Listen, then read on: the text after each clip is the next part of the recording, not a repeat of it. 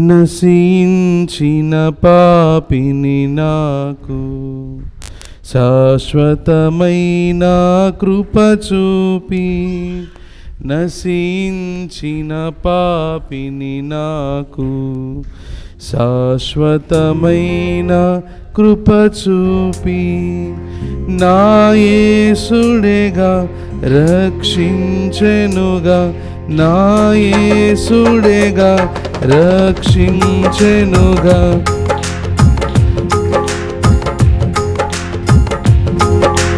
నా ప్రభువును సేవింతునుగా, ఆనందం మహానందం, నా ప్రియుని స్వరం మధురం, ముఖము మనోహరం, ప్రియుని ముఖము మనోహరం.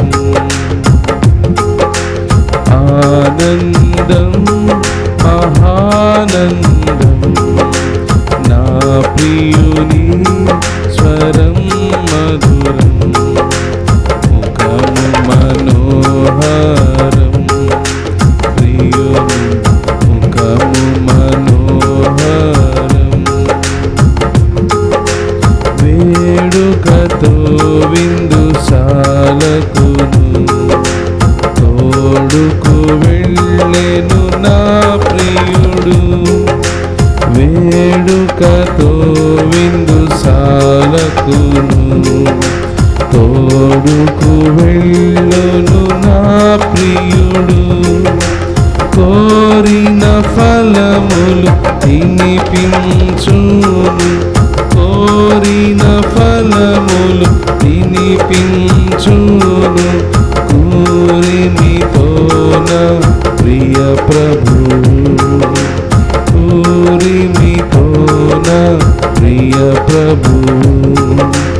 ఆనందం మహానందం, నా ప్రియుని స్వరం మధురం, ముఖము మనోహరం, విభుని ముఖము మనోహరం. ఎంతో ప్రేమతో ప్రేమించి వింతగను ప్రభు దీవించే, ఎంతో ప్రేమతో ప్రేమించి వింతగను ప్రభు దీవించే. అంతము వరకు యేసుని చెంతని, అంతము వరకు యేసుని చెంతని నుందును ఆనందముతోను, నుందుము ఆనందముతోను. ఆనందం మహానందం, నా ప్రియుని స్వరం మధురం, ముఖము మనోహరం, ప్రియుని ముఖము మనోహరం, ముఖము మనోహరం, ప్రియుని ముఖము మనోహరం. రాజగు యేసు వచ్చునుగా, రాజ్యము నాకు తెచ్చునుగా, రాజగు యేసు వచ్చునుగా, రాజ్యము నాకు తెచ్చునుగా. రాజ్యమునందు నే యేసునితో, రాజ్యమునందు నే యేసునితో రమ్యముగానే నుందునుగా, రమ్యముగానే నుందునుగా. ఆనందం మహానందం, నా ప్రియుని స్వరం మధురం, ముఖము మనోహరం.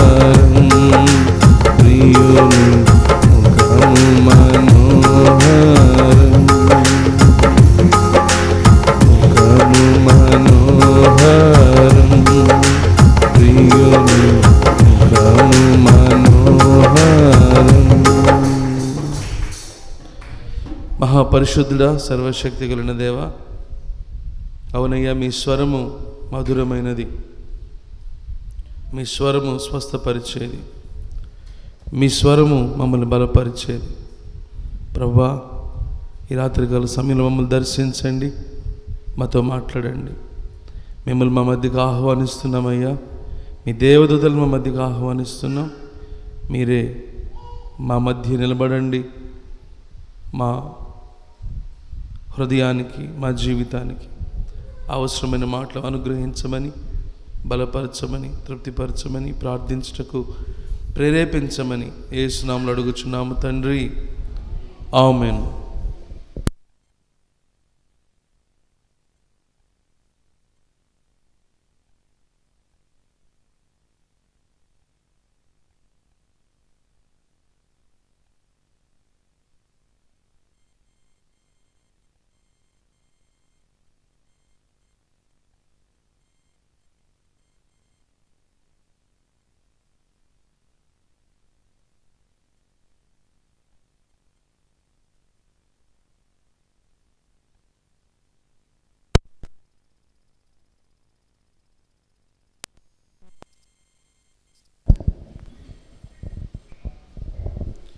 హల్లెలూయా, హల్లెలూయా.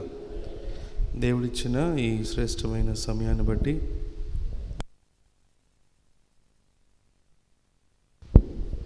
ఈ గొప్ప ధన్యతను బట్టి, ఆధిక్యతను బట్టి మొదటిగా దేవునికి కృతజ్ఞతలు తెలియపరుస్తున్నాను. అలాగే కూడి వచ్చిన ప్రతి ఒక్కరు కూడా పేరు పేరున ప్రభునామంలో వందనాలు తెలియజేస్తున్నాను. అందరికీ వందనాలండి.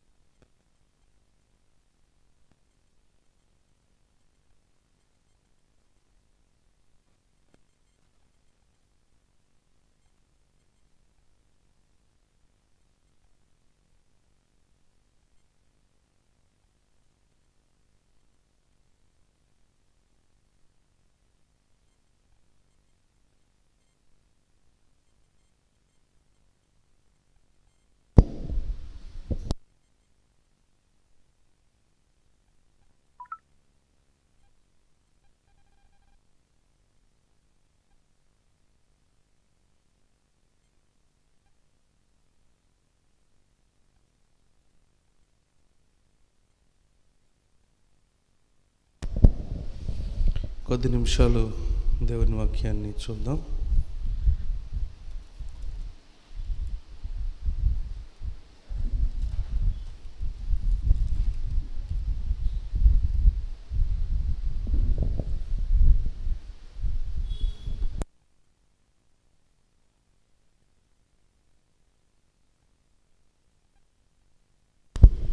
మలాకి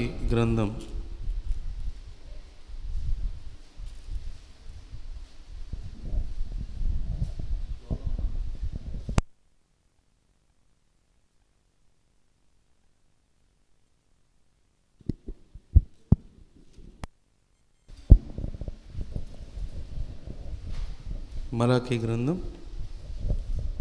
3వ అధ్యాయం. మలాకి గ్రంథం 3వ అధ్యాయం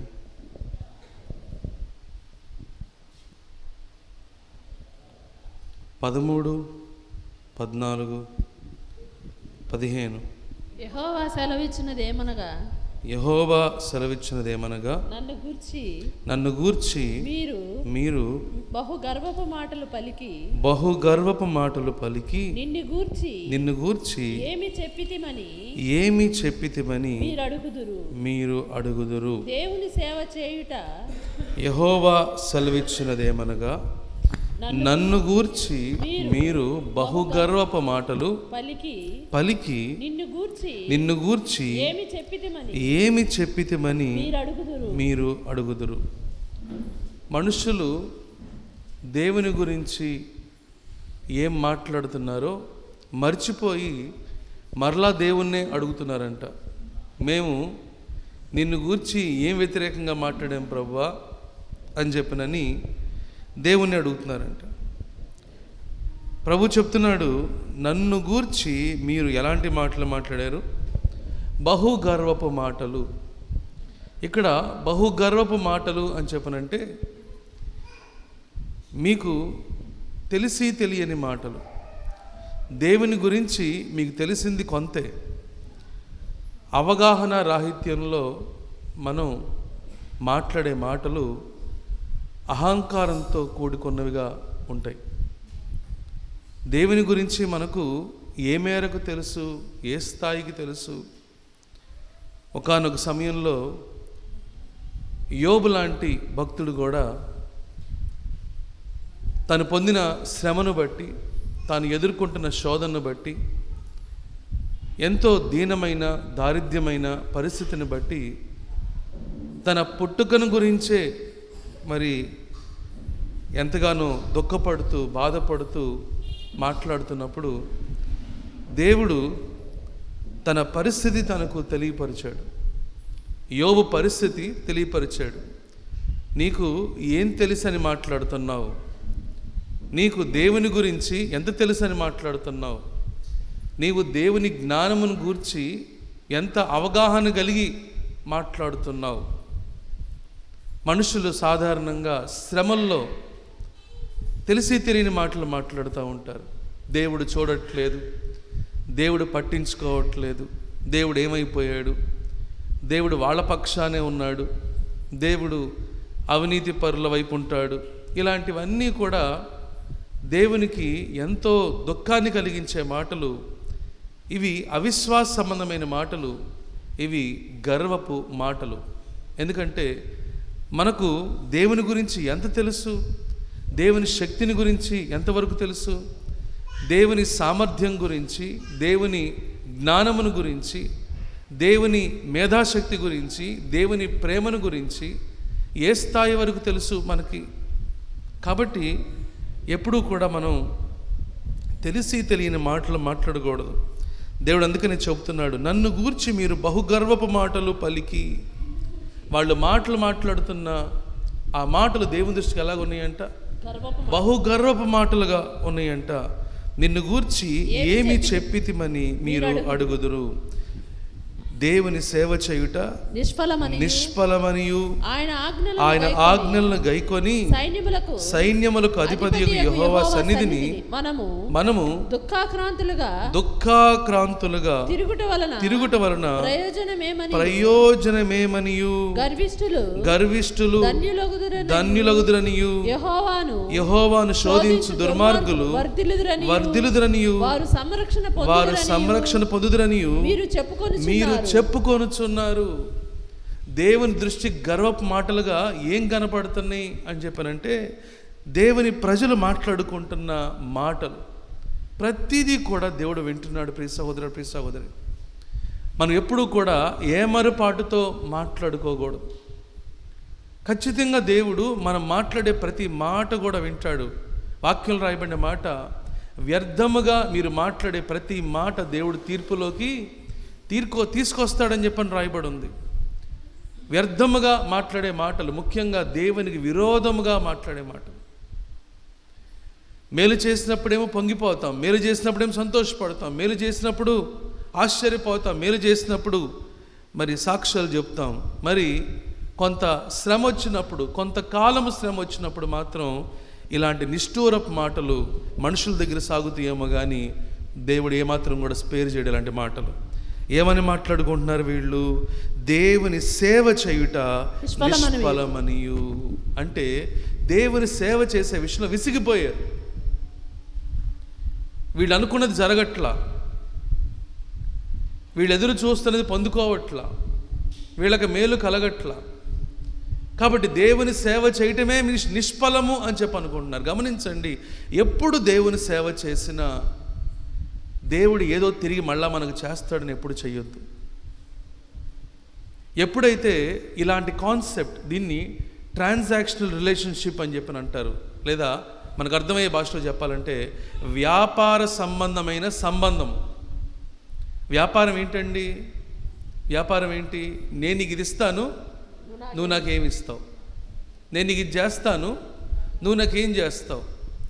నేను ఇన్ని వారాల మందిరానికి వస్తాను, నువ్వు నాకేం చేస్తావు? కొంతమంది సేవకులు కూడా ఇలాంటి బోధనలో బోధించేవాళ్ళుగా ఉన్నారు. అమ్మా ఇన్ని వారాలు రా నువ్వు మందిరానికి, దేవుడు ఏం చేస్తాడు చూడు. మనం రావాల్సింది మన కొరకు రావాలి.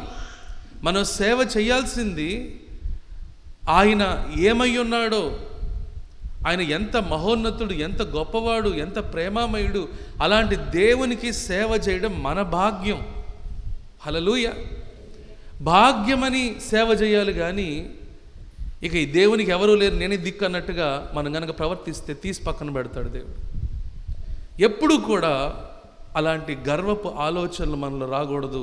ప్రియ సహోదర, ప్రియ సహోదరి, దేవుని పని చేయడానికి కోట్ల కొలది ప్రజలు ఉన్నారు. మనుషులే లేకపోతే కోట్ల కొలది దేవదూతలు ఉన్నారు.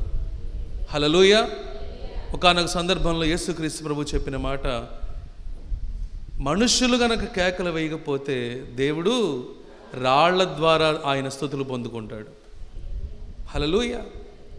కాబట్టి ఎప్పుడూ కూడా మనం మన బాధలో, మన శ్రమలో, మన విసుగుదలలో ఇలాంటి ప్రస్తావనలు తీసుకురాకూడదు. దేవుని సేవ చేయుట నిష్ఫలము, నేను ఎందుకు సేవ చేస్తున్నానయ్యా, నేను ఎందుకు వస్తున్నానయ్యా, నేను ఎందుకు కష్టపడుతున్నానయ్యా. నెవర్. ఎప్పుడు కూడా ఏదో ఆశించి దేవుని సేవ ఎప్పుడూ చేయొద్దు. భాగ్యం, దేవుని సేవ చేయడం నాకు దేవుడిచ్చిన భాగ్యం. దేవుని పరిచర్య చేయడం దేవుడు నాకు ఇచ్చిన భాగ్యం. దేవుని గురించి ప్రకటించడం దేవుడు నాకు ఇచ్చిన భాగ్యం. దేవుని మందిరంలో చాపలేయడం దేవుడు నాకు ఇచ్చిన భాగ్యం. దేవుని ఆవరణను శుభ్రంగా పెట్టడం దేవుడు నాకు ఇచ్చిన భాగ్యం. దేవుని సన్నిధిలో పాటలు పాడటం దేవుడు నాకు ఇచ్చిన భాగ్యం. దేవుని గురించి ఖర్చు పెట్టడం దేవుడు నాకు ఇచ్చిన భాగ్యం. అంతేగాని దీన్ని మరొక దాంతో రిలేట్ చేయడానికి వీల్లేదు. ప్రియ సహోదర, ప్రియ సహోదరి, ఇది ట్రాన్సాక్షనల్ రిలేషన్షిప్ లేదా వ్యాపార సంబంధమైన సంబంధం. మనకు దేవునితోటి ఇలాంటి సంబంధం కాదు ఉండాల్సింది, ప్రేమపూర్వకమైన అనుబంధం ఉండాలి దేవునితోటి. హల్లెలూయా. మనము ఆయన్ని ప్రేమించలేదు, ఆయన మనల్ని ప్రేమించాడు. మనం ప్రేమించక ముందే దేవుడు మనలను ప్రేమించి ఆయన దిగొచ్చాడు. హల్లెలూయా. ఆయన మనల్ని ప్రేమించి మన పట్ల కృప చూపించాడు. ఆయన మనల్ని ప్రేమించి మనకు పాప క్షమాపణ కలుగజేశాడు. ఆయన మనల్ని ప్రేమించి మనకు సేవకుల్ని ఇచ్చాడు. ఆయన మనల్ని ప్రేమించి మనకు సంఘాన్ని ఇచ్చాడు. ఆయన మనల్ని ప్రేమించి మనకు సహవాసాన్ని ఇచ్చాడు. మనం మంచి వారము కాకపోయినప్పుడు కూడా ఆయన మనకు సూర్యుడిని ఇచ్చాడు, చంద్రుణ్ణి ఇచ్చాడు, సమయానికి ఆహారాన్ని ఇస్తున్నాడు, అలాగే నీటిని కూడా అనుగ్రహిస్తున్నాడు, వస్త్రాలను ఇస్తున్నాడు. హల్లెలూయా. ప్రియ సహోదర, ప్రియ సహోదరి, ఇవన్నీ కూడా దేవుడు ఉచితంగా చేస్తున్నవి. చాలాసార్లు మనం ఊహించకపోయినా మొన్న వరదల్లో మరి ఎంతమంది వరదలు వచ్చినప్పుడు ఊహించారో నాకు తెలియదు. గవర్నమెంట్ అలాంటి నిర్ణయం తీసుకుంటుందని. ఇంటికి 25,000 రూపాయలు అంటే మామూలు విషయం కాదండి, అది చాలా పెద్ద విషయం. అది అసలు ఇవ్వకపోయినా సరే ప్రశ్నించే వాళ్ళు పెద్దగా ఉండరు. ఒకవేళ ప్రశ్నించినా 4 రోజులు ప్రశ్నించి ఆగుతారు. ఒకటి శాంక్షన్ అయింది అని చెప్పనంటే దేవుని కృప లేకుండా శాంక్షన్ కాదు. ఎంతోమంది స్వచ్ఛందంగా వచ్చి సహాయపడ్డారు అని చెప్పనంటే దేవుని అనుమతి లేకుండా వాళ్ళెవరూ కూడా సహాయపడలేదు. ప్రియ సహోదర, ప్రియ సహోదరి, వీటన్నిటిలో కూడా దేవుని హస్తము ఉంది. కానీ వీటన్నిటిని మనం ఎప్పుడు మర్చిపోతామంటే శ్రమలో మర్చిపోతాం, కష్టంలో మర్చిపోతాం, బాధలో మర్చిపోతాం. కొంత ఇబ్బంది కలిగినప్పుడు, కొంత కష్టం కలిగినప్పుడు, కొంత బాధ కలిగినప్పుడు, లేదా ఏదన్నా అనారోగ్యం కలిగినప్పుడు వెంటనే మనం చేసిన వాటిని అదేదో మనం పెద్ద గొప్ప పనులు చేసినట్టుగా, నేను ఎంత చేశాను దేవునికి, నేను ఎంత చేశాను మందిరానికి, నేను ఎంత ఇచ్చాను దేవునికి, ఇలాంటి ఆలోచన ఇది అపవాది సంబంధమైన ఆలోచన. ఇది గర్వపు ఆలోచన. గర్విష్ఠులు దేవునికి అసహ్యులు. హల్లెలూయా. గర్విష్ఠులు దేవునికి అసహ్యులు. అందుకని దేవుడు అంటున్నాడు, దేవుని ప్రజలు ఎలాంటి మాటలు మాట్లాడుకుంటున్నారంట? గర్వపు మాటలు మాట్లాడుకుంటున్నారు. నేను అమరావతి వెళ్ళిన కొత్తలో అక్కడ యేసన్న గారి పాటలు నా పెద్దగా రావు. సో నేను మామూలు పాటలు పాడేవాడిని. మామూలు పాటల్లోనే ఆరాధన పాటలు ఉంటే అవి పాడేవాడిని. అప్పుడు ఒకసారి ఆంటీ నన్ను అడిగారు, అమ్మ యేసన్న గారి పాటలు ఆరాధనలు చాలా బాగుంటాయి, పాడొచ్చు కదమ్మా అని చెప్పేసి అంటే నాకు నచ్చలా ఆ మాట. ఎందుకంటే అటంతా కూడా యేసన్న గారి వేవ్ లాగా ఉంటుంది అనమాట. ఒక విధంగా ఆ గుంటూరు డిస్ట్రిక్ట్ అంతా కూడా ఏ సంఘమైనా సరే ఇంకా పాడతారు ఇక అంతే. నేను ఎందుకు పాడాలి ఆయన పాట, ఎందుకు పాడాలి ఆయన పాట, ఇన్ని పాటలు పెట్టుకొని ఆయన పాటలు ఎందుకు పాడాలి అని చెప్పేసి అని నేను పాడదలుచుకోలేదు. ఆ రాత్రే ప్రభు నాకు దర్శనం ఇచ్చాడు. ఏమని? నన్ను తీసేసి నా స్థానంలో ఇంకొకరిని పెట్టినట్టు. చూసారా? నేను కాకపోతే దేవుని పనిచేయడం 1,00,000 మంది లెగుస్తారు. హల్లెలూయా. నా వలన దేవుని పని జరగటం కాదు, నేను లేకపోయినా దేవుని పని అద్భుతంగా గొప్పగా జరుగుద్ది. హల్లెలూయా. ఏ మనిషి వల్ల దేవుని పరిచయం జరగదండి, దేవుని వలన జరుగుతుంది ఏదైనా సరే. హల్లెలూయా. శక్తి చేతనైనను బలము చేతనైనను కాదు, నా ఆత్మ వలన దేవుడు చేస్తానని చెప్పేసి దేవుడు తెలియపరుస్తున్నాడు. ఇక్కడ దేవుని ప్రజలు ఎలాంటి మాటలు మాట్లాడుతున్నారు? గర్వపు మాటలు మాట్లాడుతున్నారు. ఏమిటా గర్వపు మాటలు అని చెప్పనంటే, దేవుని సేవ చేయుట నిష్ఫలమనియు ఆయన ఆజ్ఞలను గైకొని. ఇందులో ఉన్న గొప్ప విషయం ఏంటంటే తెలుసా అండి, దేవుని సేవ మనము ఎటువంటి ఎక్స్పెక్టేషన్తో చేయకపోయినా, వింటున్నారా?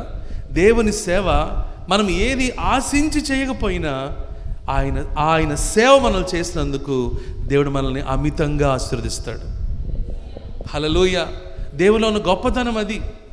మనం ఏమీ ఆశించకుండా దేవుని పరిచర్య చేసినా ఆయనే ముట్టి చేతులతో మనల్ని పంపించాడు, సమృద్ధిగా మనల్ని ఆశీర్వదిస్తాడు. హల్లెలూయా. ఓపిక పట్టాలంతే నువ్వు, విశ్వాసంతో ఓపిక పట్టాలంతే నువ్వు, విశ్వాసంతో ఎదురు చూడాలంతే నువ్వు, విశ్వాసంతో దేవుని పనిని నమ్మకంగా చెయ్యాలంతే నువ్వు. తగిన సమయంలో దేవుని గొప్ప కార్యాలను చూస్తావు ప్రియ సహోదరుడా, ప్రియ సహోదరి. 37వ కీర్తనలో ఈ విధంగా రాయబడి ఉంది. 37వ కీర్తన, యెహోవా ఎదుట మౌనముగా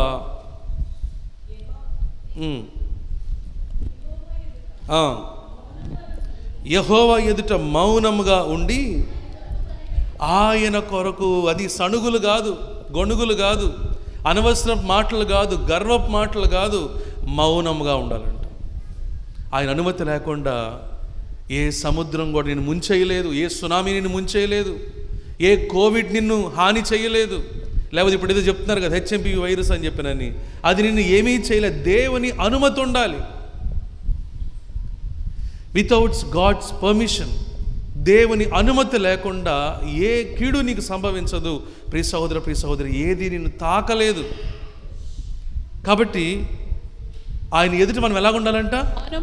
మౌనముగా ఉండి ఆయన కొరకు కనిపెట్టుకో. దీని అర్థం ఏంటి అంటే ప్రార్థన చేయి. నువ్వు చేయాల్సింది ఏంటి? ప్రార్థన. మౌనముగా ఉండి ప్రార్థన చేయి. నీకు అర్థం కాకపోయినా ప్రార్థన చేయి. నిన్నటి వరకు కూడా మనకి స్పీకర్ కన్ఫామ్ కాలేదు. చెప్పాను కదా మీతోటి, ఆ 2 రోజులు స్పీకర్స్ ఎక్కువైపోయారు. ఒక విధంగా చెప్పాలంటే ఆ ఫస్ట్ రోజుకి ఒక్కడిని అయిపోయాను నేను.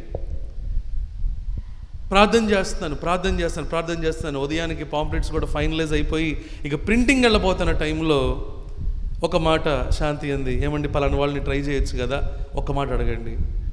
ఆయన చాలా బిజీ, దొరకరు ఆయన. సరే ఎందుకు అందుతాను అని చెప్పేసి ఊరికే కాల్ చేస్తే ఆయన అన్నారు, బాబు ఆ ఒక్కరోజే ఖాళీగా ఉన్నాను నేను అన్నాడు. హల్లెలూయా. నేను ఒకటే ప్రార్థన చేశాను, ప్రభువా ఈయన కొరకైనా మీరు దీన్ని ఆపింది, ఈయన కొరకైనా మీరు ఇప్పటిదాకా దీన్ని ఆపింది, అలాగైతే ఆయన ఖాళీగా ఉండేటట్టుగా చేయి ప్రభువా అని చెప్పని ప్రార్థన చేసినప్పుడు మరి ఆయన ఖాళీగా ఉండడం, ఆ ఒక్క రోజుకి ఆయన ఖాళీగా ఉండడం, మరి వెంటనే దీన్ని ప్రింట్కి పంపించేయడం జరిగింది. హల్లెలూయా. మనం ఏం చేయాలి? సనగటం కాదు, గొనగటం కాదు. ఇంకోసారి ఏం జరిగిందని చెప్పానండి, మీటింగ్స్ టైంలో సంవత్సరం ముందే రమేష్ గారితో మరి మాట్లాడి డేట్ ఫిక్స్ చేయడం జరిగింది. ఫిక్స్ చేసిన తర్వాత నేను అన్నానంట ఆయనతోటి, నేను మరలా కన్ఫర్మ్ చేస్తాను బ్రదర్ అని చెప్పి అన్నానంటే అది నేను మర్చిపోయాను. నేనేమనుకుంటున్నానంటే ఆల్రెడీ మాటలు అయిపోయినాయి కదా, ఇంకేముందలే ఇంకా అని చెప్పేసి ఇంకా నెల ఉందనగా అప్పుడు కాల్ చేశాను ఆయనకి. అది కూడా ఫోటో కోసం కాల్ చేశాను ఆయనకి. బ్రదర్ మీ ఫోటో పంపించాను బ్రదర్ అని చెప్పానంటే, ఫోటో ఏంటి బ్రదర్ అన్నాడు ఆయన. అదేంటి మన మీటింగ్స్ కదా, మీ ఫోటో పంపించాను బ్రదర్ అంటే, అదేంటి బ్రదర్ మీరు కాల్ చేస్తానన్నారు కదా, మళ్ళా ఒకవేళ మీరు నిర్ణయం మార్చుకున్నారేమో అని చెప్పినని నేను మళ్ళీ మిమ్మల్ని అడిగితే బాగోదని చెప్పేసి మళ్ళీ నేను కాల్ చేయలేదు బ్రదర్, నేను వేరే వాళ్ళకి డేట్ ఇచ్చేసాను అని చెప్పి అన్నప్పుడు నేను లిటరల్గా నాకు ఏడుపే. ఎందుకంటే చివరి మూమెంట్లో ఆయన తప్పించబడ్డారు. చాలా చాలా చాలా ఆ ఇయర్ చాలా నేను టెన్షన్ పడ్డాను ఒక విధంగా, ఎలాగా అలాంటి సందర్భంలో దేవుడు మరి కొంతమంది సేవకులను ఏర్పాటు చేసుకొని అంతకుముందు సంవత్సరం కన్నా ఘనంగా జరిగించాడు దేవుడు. హల్లెలూయా. చాలాసార్లు మనం మనుషుల మీద ఆధారపడుతూ ఉంటాం. మనుషులను బట్టి ఘనంగా జరుగుతుంది, మనుషులను బట్టి అద్భుతంగా జరుగుతుంది. నో, దేవుడు ఎవరినన్నా వాడుకోగలడు. హల్లెలూయా. ఏ పరిస్థితినన్నా వాడుకోగలడు దేవుడు, ఏ పరిస్థితుల్లోనైనా వాడుకోగలడు. హల్లెలూయా. కాబట్టి ప్రియ సహోదర ప్రియ సహోదరి, మనం మౌనముగా ఉండి ఆయన కొరకు కనిపెట్టుకోవాలంటే ప్రార్థన చేయాలి. నీ శ్రమ తొలగిపోవటం లేదు, నీ శోధన తొలగిపోవటం లేదు, నీ కష్టం తొలగిపోవట్లేదు, నీకున్న సమస్య తొలగిపోవట్లేదు, నీకున్న ఇబ్బంది తొలగిపోవట్లేదు. మౌనముగా ఉండి ప్రార్థన చేయి. ఆయన కొరకు కనిపెట్టుకొని ప్రార్థన చేయి. ఆయన జవాబిచ్చేంత వరకు ప్రార్థన చేయి. ఓపిక బట్టి ప్రార్థన చేయి. విశ్వాసముతో ప్రార్థన చేయి. విసిగిపోకుండా ప్రార్థన చేయి. పట్టుదలతో ప్రార్థన చేయి. హల్లెలూయా. కాబట్టి ప్రియ సహోదర ప్రియ సహోదరి, ఇక్కడ 37వ కీర్తన రాయబడిన మాట, యెహోవా కొరకు యెహోవా ఎదుట మౌనముగా ఉండి ఆయన కొరకు కనిపెట్టుకొనుము. తన మార్గమున వర్ధిల్లు వానిని చూచి వ్యసనం వచ్చేస్తుందంట. మనకు జరగలేదేమో కానీ పక్కనోడి జరిగితే బహు కష్టంగా ఉంటుంది ఏమండి. ఇక వెంటనే ఆళ్ళల్లో ఉన్న భక్తి కార్యాలను ఎత్తుతూ ఉంటాం. వాడేమన్నా భక్తిపరుడా, లేకపోతే వీళ్ళేమన్నా భక్తిపరులా, లేకపోతే వాళ్ళేమన్నా నీతిమంతులా, వీళ్ళేమన్నా గొప్పవాళ్ళ అని చెప్పేస్తని ఇక వాళ్ళ వైపు వీళ్ళ వైపు చూసి నిందించడం మొదలు పెడతా ఉంటాం. ఏమిటిది? వ్యసనము. దేవుడు తెలియపరుస్తున్నాడు, వాళ్ళ వైపు వీళ్ళ వైపు చూసి వ్యసన పడొద్దు, ఏడవద్దు. ఒక మాటలో చెప్పాలంటే ఏడవద్దు. మనోళ్ళు పెడతారు కదా ఆట వెనకాల, నన్ను చూసి సో ఏడవద్దు. ఎవరెవరినో చూసి ఏడవద్దు ప్రియ సహోదరు ప్రియ సహోదరి. ఒకవేళ ఎవరన్నా సరే తప్పు మార్గంలో వెళుతూ వర్ధిల్లుతున్నా సరే ఏడవద్దు. ఒకవేళ అన్యాయము వలన వాళ్ళు వర్ధిల్లుతున్నా సరే ఏడవద్దు. ఒకవేళ అక్రమంగా వర్ధిల్లుతున్నా సరే ఏడవద్దు. అపవిత్రమైన జీవితాన్ని జీవిస్తూ వర్ధిల్లుతున్నా సరే ఏడవద్దు. అవతల వాళ్ళు ఎలాంటి వాళ్ళైనా సరే వాళ్ళు ఒకవేళ వర్ధిల్లుతున్నట్లయితే ఏడవద్దు. ఎందు గురించి అది కూడా రాయబడి ఉంది ఇక్కడే. ఆగండి. ఎందు గురించి ఆడవద్దని చెప్పి అంటున్నాడు. ఎందు గురించి ఆడవద్దు అంటున్నాడంటే, దేవుడు వాళ్ళని ఎక్కడ పెట్టాడంట? 10వ వచనం చదువుతారా? 9-10 వచనాలు చదువుతారా? కీడు చేయువారు ఏమవుతారంట? వాళ్ళు వర్ధిల్లటం అనేది టెంపరీ. అది ఆ టైంలో వర్ధిల్లినట్టుగా అనిపిస్తుంది అంతే. కీడు చేయువారు నిర్మూలమగుదురు. దేవుని తీర్పు వస్తుంది. యెహోవా కొరకు కనిపెట్టుకొనువారు దేశమును స్వతంత్రించుకొందురు. హల్లెలూయా. ప్రియ సహోదరు ప్రియ సహోదరి, యోసేపుని సొంత అన్నలు ఏం చేశారండి? గొంటులో పడేశారు, బానిసలుగా అప్పగించేశారు. అసలు అతని గురించి ఏమైపోయిందో కూడా వాకపు చేయలేదు. మరి వీళ్ళేమయ్యారు? ఆయన ఏమయ్యాడు? ఆయన అన్నలు నిందించలేదు. అన్నల కొరకు వ్యతిరేకంగా, ప్రభువా నేను కానీ నీతిమంతుడినైతే కాళ్ళు పడిపోవునుగాక, వాళ్ళు చెయ్యి పడిపోవునుగాక వాళ్ళు మంచాన పడిపోవును గాక, అలా పిల్లలు నాశనమవుదురు గాక, ఇలాంటి ప్రార్థనలు ఏమీ చెయ్యలేదు. ప్రియ సహోదర, ప్రియ సహోదరి, తన మార్గమున వర్ధిల్లు వారిని చూచి వ్యసనపడట్లేదు, కానీ తనను ఏ పరిస్థితిలో ఉన్నా సరే ఆశీర్వదించగలిగిన దేవుని వైపు చూసి ప్రార్థన చేస్తున్నాడు. తన నీతిని, తన భక్తిని, తన యథార్థతను, తన పరిశుద్ధతను కాపాడుకుంటున్నాడు. ఒకానొక సమయానికి వచ్చేటప్పటికల్లా ఆ దేశానికే ఏమయ్యాడండి? ప్రధానమంత్రి స్థాయికి ఎత్తబడ్డాడు. హల్లెలూయా. ఏ యోసేపుని గొంతులో పడేశారో ఆ యోసేపును పడేసిన వాళ్ళు ఆయన పాదాల దగ్గరికి వచ్చే పరిస్థితిని దేవుడు ఏర్పాటు చేశాడు. గమనిస్తున్నారా? దేవునికి అసాధ్యమైంది ఏదీ లేదు. It's a matter of time. సమయం అంతే, సమయం అంతే. నువ్వు ఓపిక పట్టగలిగితే, నువ్వు కాస్త ఓపిక పట్టగలిగితే, సహనముతో ఓపిక పట్టగలిగితే, ఆయన వైపు చూసి ఓపిక పట్టగలిగితే అద్భుతాలు చూస్తావు. ప్రియ సహోదర, ప్రియ సహోదరి. మనకేంటంటే టెన్షన్, ఓపిక పట్టలే. ముఖ్యంగా ఆళ్ళనేళ్ళని చూసినప్పుడు ఇంకొంచెం టెన్షన్ పెరుగుతూ ఉంటుంది. అమ్మో వాళ్ళకి జరిగిపోతుంది, అమ్మో వాళ్ళు అలా అయిపోతున్నారు, అమ్మో వాళ్ళకి ఇలా అయిపోతున్నారు అని చెప్పేసి నేను అనుకుంటూ ఉంటాం. కానీ దేవుడు తెలియపరుస్తున్నాడు, కీడు చేయవారు నిర్మూలమగుదురు. 10వ వచనము. ఇంకా కొంతకాలమునకు భక్తిహీనులు లేకపోవుదురు. భక్తిహీనులు అసలు ఉండరంట. వారి స్థలమును జాగ్రత్తగా పరిశీలించినను, వారి కొరకు వారి స్థలమును జాగ్రత్తగా పరిశీలించినను వారు కనబడకపోదురు. 13 కూడా చూడండి. దీనులు భూమిని కొందురు. అమ్మ అది కాదు, 12:13 అంటుంది. భక్తిహీనులు నీతిమంతుల మీద దురాలోచన చేయుదురు. వారిని చూచి వారి కాలము వచ్చుచుట ప్రభు చూచుచున్నాడు. వారిని చూచి హల్లెలూయా. మనం టెన్షన్ పడుతూ ఉంటాం, కానీ దేవుడు నవ్వుకుంటూ ఉంటాడంట. చూసారా అండి? భక్తిహీనులు ఏం చేస్తారంటే నీతిమంతుల మీద పళ్ళు కొరుకుతూ ఉంటారంట. భక్తిహీనులకు ఇదే పని. భక్తిహీనులు ఏం చేస్తూ ఉంటారు? దేవుని బిడ్డల మీద వ్యతిరేకంగా ఆలోచనలు చేస్తూ ఉంటే, పళ్ళు కరుగుతూ ఉంటే దేవుడు వాళ్ళని చూసి నవ్వుకుంటూ ఉంటాడంట. కారణము ఎందుకు నవ్వుకుంటూ ఉంటాడు? అది కాదమ్మా, 13వ వచనం. వారి కాలం అంటే వాళ్ళు నశించిపోయే కాలం దగ్గరలోనే ఉందని దేవుడు నవ్వుకుంటూ ఉంటాడు. కాబట్టి ప్రియ సహోదర, ప్రియ సహోదరి, మనం వాళ్ళని చూసి వీళ్ళని చూసి వ్యసన పట్టం కాదు. దేవుని సేవ చేస్తున్నానే, దేవుని పని చేస్తున్నానే అని దుఃఖపట్టం కాదు. నువ్వు సేవ చేస్తున్నావంటే ప్రభుని స్తుతించాలి. హల్లెలూయా.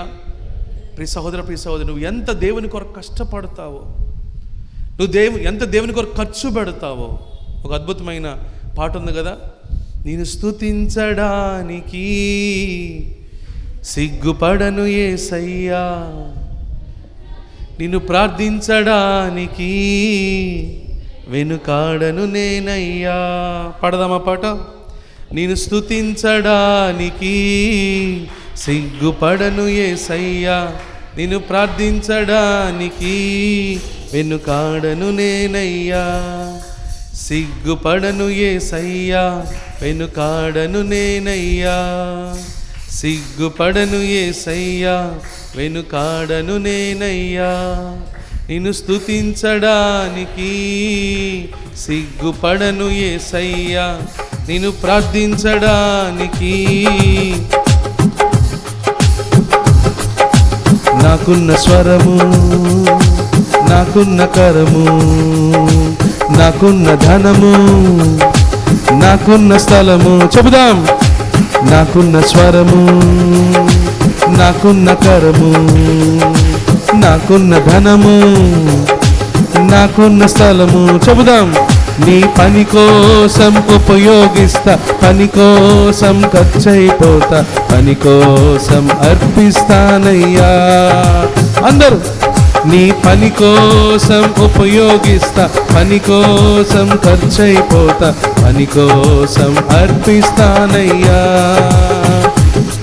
నిన్ను స్తుతించడానికి సిగ్గుపడను యేసయ్యా, నిన్ను ప్రార్థించడానికి వెనుకాడను నేనయ్యా.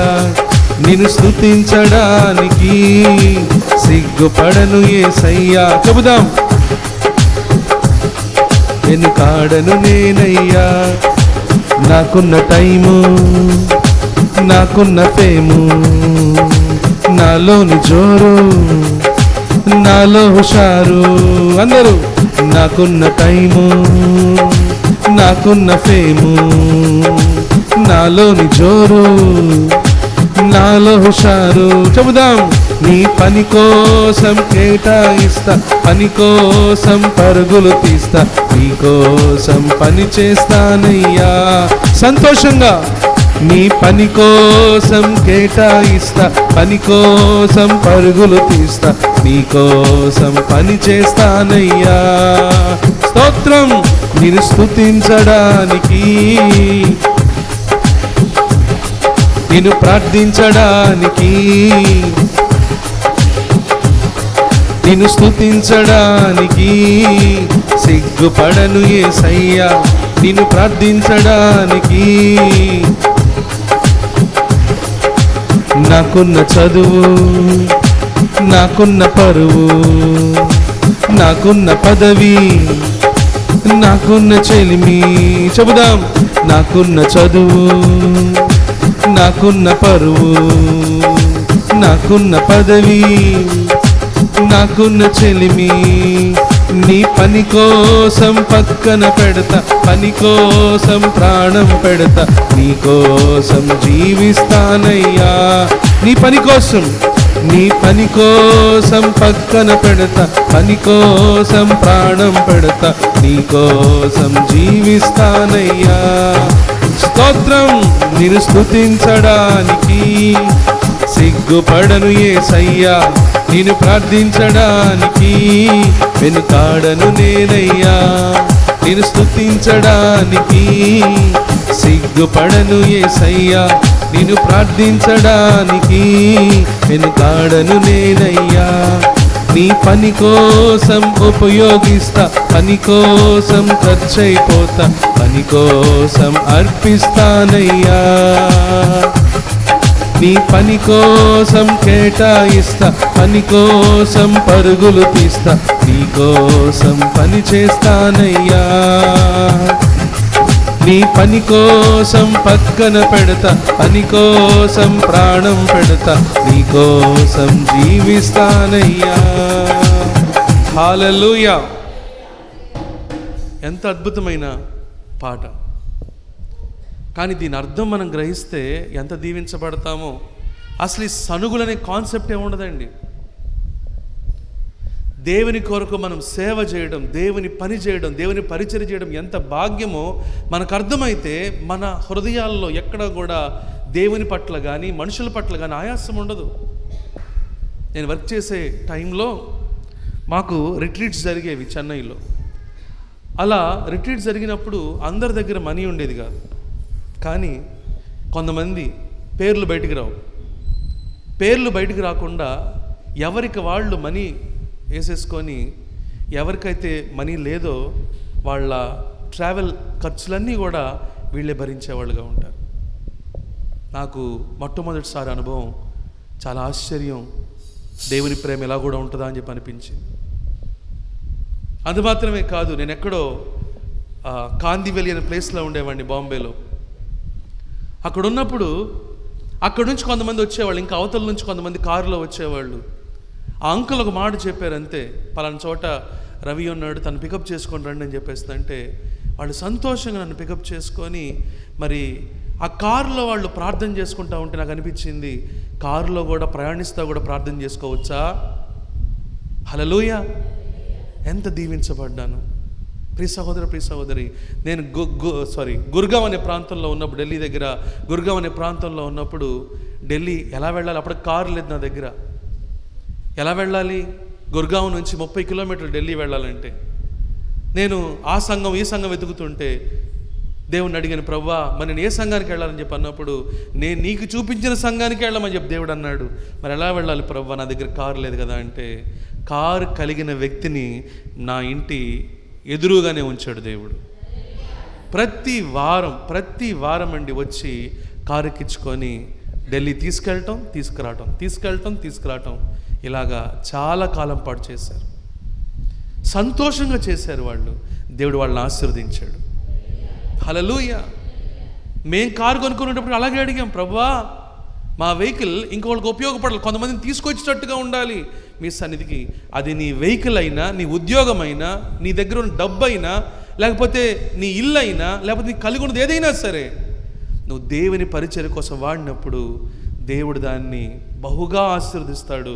ప్రియ సహోదర, ప్రియ సహోదరి, ఇది తెలియక చాలామంది బాధపడుతూ ఉంటారు, కష్టపడుతూ ఉంటారు, ఆయాసపడుతూ ఉంటారు. క్షణికమైన వాటి కొరకు, తాత్కాలికమైన వాటి కొరకు ఇబ్బందులు పడిపోతూ ఉంటారు. దేవుడు అంటున్నాడు, గర్వపు మాటలు మాట్లాడుతున్నారు మీరు. దేవుని ప్రజలు అన్ని మాటలు మాట్లాడుతున్నారంట, గర్వపు మాటలు మాట్లాడుతున్నారంట. చూడండి, గర్వపు మాటలు పలికి నిన్ను గూర్చి ఏమి చెప్పితమని మీరు అడుగుదురు. నిన్ను గూర్చి చెప్పితమని మేము ఏమి చెప్పితే అంటారు, మర్చిపోతారు. ఇది మనలో ఉన్న సూపర్ క్వాలిటీ అన్నమాట. మీరు అడుగుదురు దేవుని సేవ చేయుట నిష్ఫలమనియు ఆయన ఆజ్ఞలను గైకొని సైన్యములకు అధిపతియగు యెహోవా సన్నిధిని మనము దుఃఖాక్రాంతులుగా తిరుగుట వలన ప్రయోజనమేమనియు గర్విష్ఠులు ధన్యులగుదురనియు యెహోవాను శోధించి దుర్మార్గులు వర్ధిల్లుదురనియు సంరక్షణ పొందుదురనియు మీరు చెప్పుకొనుచున్నారు. అప్పుడు యెహోవా యందు భయభక్తులు గలవారు ఒకరితో ఒకరు మాట్లాడుకొనుచుండగా యెహోవా చెవియొగ్గి ఆలకించెను. చూసారా? కాబట్టి ప్రియ సహోదరు, దేవుడు వింటున్నాడు. మనం మాట్లాడుకునే మాటలు దేవుడు వింటున్నాడు. మన హృదయాలోచనలు దేవుడు వింటున్నాడు. మన అంతరంగంలో ఉన్న సమస్తము కూడా దేవుడు చూస్తున్నాడు. నీకు కష్టం వచ్చిందా, నీకు బాధ వచ్చిందా, దేవుడు చేసిన మేళను జ్ఞాపకం చేసుకో. ఆయన ఎదుట మౌనముగా ఉండి ఆయన కొరకు కనిపెట్టుకో. అంతేగాని పొరపాటును కూడా సణుగుడు రానివద్దు. ఏం జరిగింది సణగటం వల్ల? ఇశ్రాయేలు ప్రజలు వాగ్దాన భూమిలోకి వెళ్ళాల్సిన వాళ్ళు ఎక్కడికి వెళ్ళారండి? ఎక్కడికి వెళ్ళారు? మరణించారు. మార్గంలోనే మరణించారు. ఎందు గురించి అంటే సణుగులు ఎల్లప్పుడూ వీళ్ళు తప్పిపోతూనే ఉన్నారు. వారి హృదయాలోచనలు తప్పిపోతూనే ఉన్నారు. వీరు నా మార్గములను తెలుసుకొనలేదు, నేను వీళ్ళ వల్ల విసిగిపోయాను, వీరు నా విశ్రాంతిలో ప్రవేశింపరని చెప్పని ప్రభు చెప్పాడు. కాబట్టి ఈరోజు మనం అలాగ దేవుని విసిగించేవారుగా ఉండొద్దు, దేవుణ్ణి ప్రశ్నించేవారుగా ఉండొద్దు, అవిశ్వాస మాటలు మాట్లాడేవారుగా ఉండొద్దు. నువ్వు దేవుని కొరకు ఏదైనా చేస్తే లెక్కలు కట్టేవారుగా ఉండొద్దు. ఆయన వాక్యాన్ని చదువు. ఇప్పుడు దేవుడు ఏ అయితే వాక్యాలు చూపించాడో ఆ వాక్యాల్ని చదువు, ఆ వాక్యాన్ని జ్ఞాపకం చేసుకో, ఆ వాక్యాన్ని బట్టి ధైర్యం తెచ్చుకో, ఆ వాక్యాన్ని బట్టి విశ్వాసం తెచ్చుకో, ఆ వాక్యాన్ని బట్టి ప్రార్థన చేసుకో, అద్భుతాలు చూస్తావు. హల్లెలూయా. ఆయన మాట ఎన్నటికీ గతించదు. ప్రార్థన చేద్దాం. హల్లెలూయా, హల్లెలూయా, హల్లెలూయా, హల్లెలూయా. ప్రభువా మీకు స్తోత్రం. ఎంతో సూటిగా స్పష్టంగా మాతో మాట్లాడారు. ప్రభువా, దేవుని ప్రజలు మాట్లాడుకుంటూ ఉండగా మీరు వింటున్నారని మీరు సెలవిస్తున్నారు. దేవుని సేవ చేయడం నిష్ఫలమని నాయన అనుకుంటున్నారని దేవా తెలియపరిచారు. ఈరోజు నాయన అలాంటి మనస్సు మాలో ఎవరికీ లేకుండా చేయండి. మేము మిమ్మల్ని సేవించటం మా భాగ్యం, మా ధన్యత, మీరు మాకు ఇచ్చిన ఆధిక్యత. కాబట్టి ప్రభువా, మాకున్న శ్రమను బట్టి, మాకున్న శోధనను బట్టి, మాకున్న ఇబ్బందిని బట్టి ప్రభువా, మేము ఎన్నడూ ప్రభువా అవిశ్వాసపు మాటలు, మూర్ఖపు మాటలు, గర్వపు మాటలు మాట్లాడకుండా మాకు సహాయం చేయండి. మీ ఎదుట మౌనముగా ఉండి మీ కృప కొరకు కనిపెట్టుకునేవారుగా మేము ఉంటానికి మాకు సహాయం చేయండి. ఆనాడు యోసేపుని మీరు ఎలాగైతే దీవించారో అదే ప్రకారంగా మమ్మల్ని కూడా తగిన సమయంలో ఖచ్చితంగా మీరు హెచ్చిస్తారు, దీవిస్తారు, ఆశీర్వదిస్తారు. అటువంటి నిరీక్షణ ప్రతి బిడ్డకు దయచేయమని, విశ్వాసహితమైన ఆసక్తితో కూడిన ప్రార్థన మా అందరికీ దయచేయమని యేసు నామమున అడుగుచున్నాము తండ్రి, ఆమేన్. ప్రార్థన చేసుకుందాం.